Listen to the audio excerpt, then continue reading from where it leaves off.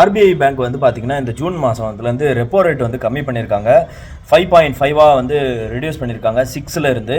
நம்ம கட்டுற இஎம்ஐ எல்லாம் இருக்குல்ல பார்த்தீங்களா, பைக் அண்டு கார், அந்த ஹோம் லோன், அந்த மாதிரி விஷயங்கள்லாம் வந்து நம்ம பேங்க்ஸ்லேருந்து நமக்கும் வந்து ரேட் ஆஃப் இன்ட்ரெஸ்ட் வந்து கம்மி பண்ணுவாங்க, இல்லைனா டென்யூர்லேருந்து கம்மி பண்ணிக்கலாம்.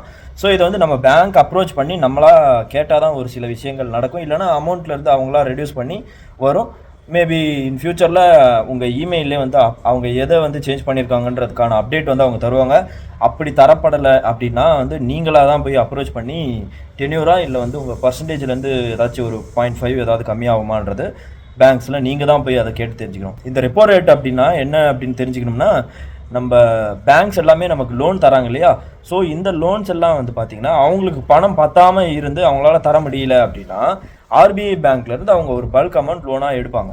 ஸோ அந்த அமௌண்ட்டுக்கு ஆர்பிஐ பேங்க் ஒரு ரெப்போ ரேட் ஒன்று போடுவாங்க. அந்த ரேட் வந்து 6ஆக இருந்தது. ஸோ அது வந்து ஜான்லேருந்து ஜூன் இப்போ வரைக்கும் வந்து பார்த்திங்கன்னா இந்த கடந்த 6 மாதம் வரைக்கும் 1% வந்து ரெப்போ ரேட் கம்மியாக இருக்குது. அதுக்கப்புறமா வந்து பார்த்திங்கன்னா நம்ம தான் பேங்க்கில் போய் அப்ரோச் பண்ணி எதில் நம்ம ரெடியூஸ் பண்ணுறதுன்றதை தெரிஞ்சுக்கணும். இந்த இன்ஃபர்மேஷன் எல்லாருக்கும் வந்து ஹெல்ப்ஃபுல்லாக இருக்கும்னு நம்புகிறேன்.